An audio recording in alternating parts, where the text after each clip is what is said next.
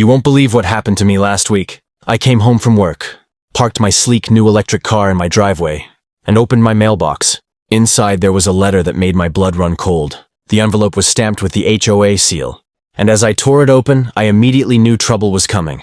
The bold words at the top read, "Immediate action required, electric vehicle prohibition." I blinked. Did I just read that right? My neighborhood, one I've lived in for over a decade, was trying to ban my electric car? My mind raced. I double-checked the letter. There it was in black and white. Due to recent HOA regulations, electric vehicles are now prohibited within the community.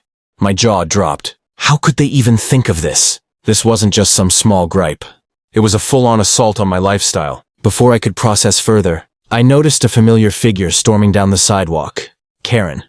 Yes, Karen, the HOA board member, who's infamous for her obsession with rules and her talent for making everyone's life miserable. She was striding toward my driveway, clutching what looked like another stack of HOA notices.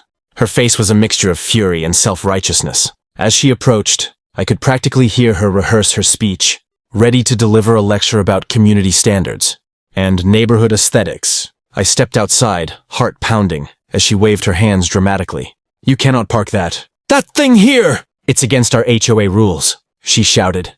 I wanted to tell her, "Wait, have you even read the new regulations?" But I knew she wouldn't listen. Karen never does. She was already drafting in her mind the next complaint, the next fine, the next dramatic HOA meeting she could monopolize. I took a deep breath and tried to keep my cool. "Karen, actually, I did check the HOA regulations this morning. There's nothing in the rules about banning electric vehicles." But Karen wasn't listening. Her eyes were wide, her voice rising, and before I knew it, she was rattling off clauses from some outdated document from 2010, completely irrelevant to today's community rules. As neighbors peeked out of their windows, I realized this was turning into a full-blown spectacle. Karen was oblivious to the fact that our neighborhood had just made a major shift. Every single household had switched to electric vehicles last month. She was standing there furious, completely unaware that her fight was already lost. And the irony? It was about to get even sweeter. As Karen continued her dramatic tirade, I decided it was time to hit her with some facts. I motioned toward the street, where sleek electric cars of every make and model were parked outside almost every house. "Karen," I said calmly, "have you noticed something? The entire neighborhood went fully electric last month. Every house, every driveway. EVs only." Her mouth opened, then closed, then opened again. I could see her struggling to process what I had just said.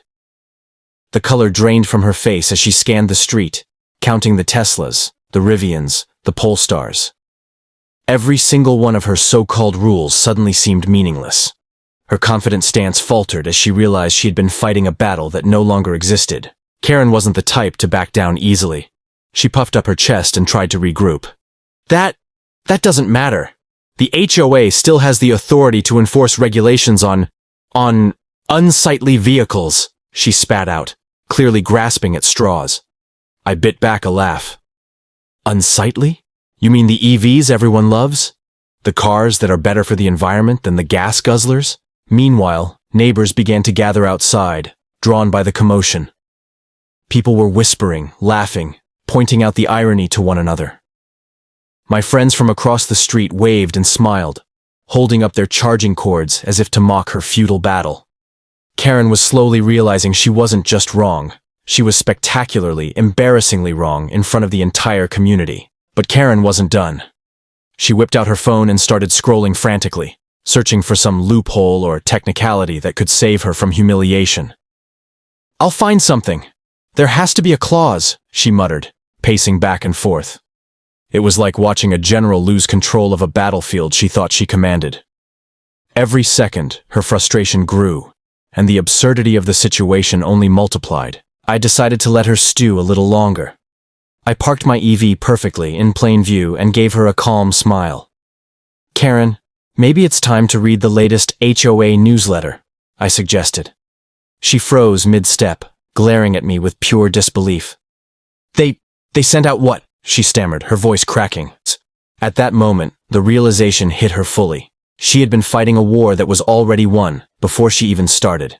And the neighborhood, all the people she thought would side with her, were quietly cheering from the sidelines, watching as her plans crumbled like sand slipping through her fingers. Karen's meltdown was only beginning, and I knew things were about to get even more chaotic. But I also knew one thing for certain. This was a victory for EVs, for common sense, and for anyone who's ever had to deal with a self-righteous HOA member. Karen's fury was palpable. She had realized her initial approach had utterly failed, and now she was scrambling, trying to find any way to regain control of the situation. Her phone buzzed constantly as she messaged other HOA board members, probably pleading for backup or a loophole that didn't exist. Meanwhile, her glare was locked on me, like she was willing her words to magically rewrite the neighborhood's new reality. I leaned against my EV, calmly observing her meltdown. It was fascinating, in a tense sort of way, to watch someone so used to being in charge completely unravel. She stomped toward the street, gesturing wildly at the electric cars parked neatly along the curb. "These are not in compliance. They're breaking the rules!" she shouted, but her voice lacked the authority it once had. Neighbors started whispering and chuckling. Some came closer, pretending to charge their EVs while giving her skeptical looks. It was subtle, but everyone understood. They were all on my side. Karen, however, seemed oblivious. She dialed a number and shouted into her phone about violations, fines, and immediate action, clearly expecting some magic enforcement that could override the neighborhood-wide EV adoption. Then came her next move, intimidation. Karen stormed toward my driveway, waving her arms, shouting, "I am notifying the HOA board. You'll be fined. I interrupted her with a calm but firm voice. "Karen, the HOA voted last month to allow all electric vehicles. That includes mine." Her jaw dropped. I could see her mind racing, frantically trying to find a counter-argument. She switched tactics again, now attempting guilt and moral superiority. "You're disrespecting the community. This isn't just about a car, it's about principles. Tradition, neighborhood values." I couldn't help but smirk slightly. Tradition? Neighborhood values? Apparently, saving the planet and reducing emissions wasn't part of her version of tradition. At that point, some of the braver neighbors began stepping outside, speaking up. "Karen, we're all electric now. Your fight is over," one said. Another added, "Yeah, we voted last month. EVs are fine." Slowly the tide turned, and Karen's voice grew smaller, less commanding. She was losing her audience, and in a neighborhood that loved spectacle, losing face in front of everyone was worse than anything. Karen's desperation peaked as she tried one last thing, a dramatic threat. "I will bring this to court. You won't get away with this," she screamed, flailing her arms. The irony was, thick, she was threatening legal action against a neighborhood where every single resident had already aligned with the very thing she opposed. Her argument was collapsing around her like a house of cards. I watched, partly amused, partly relieved. This wasn't just a personal victory. It was proof that common sense, community decisions, and a touch of irony can completely dismantle even the most stubborn HOA tyrant. Karen's meltdown was no longer contained to just me and my driveway. It had become the neighborhood spectacle of the year.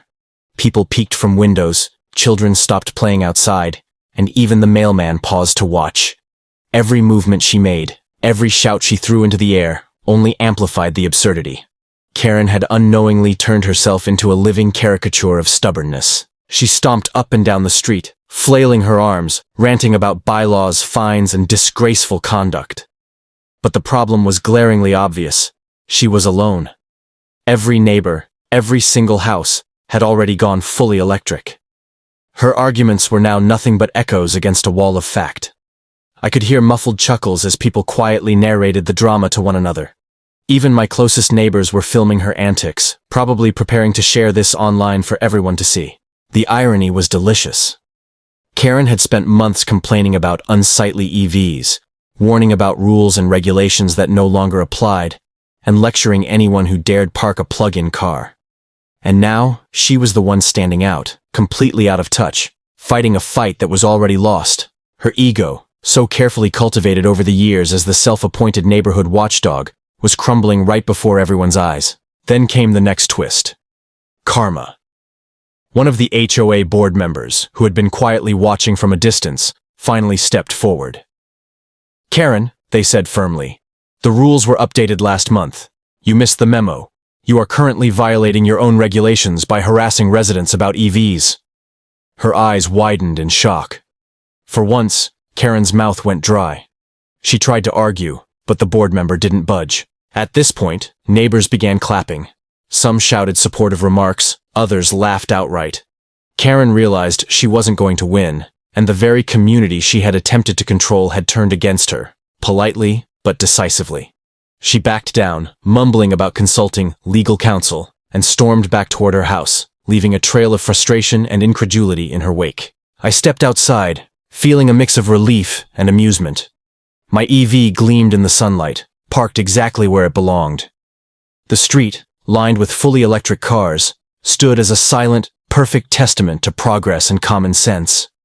Karen's wrath had been loud, messy, and utterly futile, but in the end, justice had quietly prevailed. As I watched her retreat, a small crowd of neighbors approached, smiling and nodding in approval. This was more than a personal victory. It was a lesson in humility, foresight, and the unstoppable momentum of change. The neighborhood had adapted, evolved, and embraced the future, while Karen remained stuck in the past, a cautionary tale for anyone else tempted to fight against progress. The day Karen finally retreated felt surreal. The street was quiet now, the tension replaced by a sense of triumph. I sat in my EV for a moment, reflecting on the chaos that had unfolded just hours earlier. What started as a simple act, parking my electric car in my own driveway, had spiraled into a full-blown neighborhood drama. But beyond the spectacle, it was a victory for logic, community, and progress. Neighbors slowly returned to their routines, but the atmosphere had changed. Conversations included laughter about Karen's meltdown, stories about her wild gesturing, and the absurdity of her outdated arguments. Everyone who had witnessed it understood the irony. The person who tried hardest to resist the inevitable had become the most visible symbol of resistance to change. And the best part? The neighborhood was united. We were all on the same side, moving toward a cleaner, greener future. Karen, of course, retreated to her house, slamming doors and muttering under her breath. From the safety of my driveway, I could see her pacing near her front window, clearly plotting her next move. But one thing was certain. She had underestimated the power of collective action. Her attempts to intimidate and control had failed spectacularly. The neighborhood had spoken, and her fury had become a lesson for anyone else thinking of imposing arbitrary rules. I decided to take a walk around the block. The sun glinted off the polished surfaces of electric vehicles, from compact city cars to fully loaded SUVs. Each one told a story of a family, a resident, a community embracing the future. People waved as I passed, their smiles warm and genuine. There was a shared understanding. We had witnessed something extraordinary, a real-life confrontation where stubbornness met progress, and progress won. Later, as I returned home, I thought about the broader implications. Karen's actions, though extreme, weren't unique. Many neighborhoods resist change, cling to outdated rules, and fight against innovation. But this neighborhood had set a precedent. We proved that collective foresight and adaptation can triumph over fear and rigidity. And sometimes, witnessing someone so entrenched in their beliefs stumble so dramatically is both satisfying and instructive. Parking my EV back in the driveway, I felt a wave of relief and accomplishment. The car hummed quietly, as if in agreement, a symbol of modernity and reason. Karen's tantrum had come and gone, leaving behind a stronger, smarter, and greener neighborhood. Change had won. Rules had aligned with reality, and I had learned something invaluable. Sometimes, standing firm with knowledge and patience is the best way to confront chaos. As the sun began to set, I smiled, knowing that not only had I won this battle, but the neighborhood itself had moved forward, leaving the past and Karen's fury behind. If you felt the tension in this story, hit like, because real courage deserves recognition. Subscribe to my Karen Files so you never miss ordinary people standing up to unfair power. And leave a comment below. How would you handle a Karen demanding control over your life?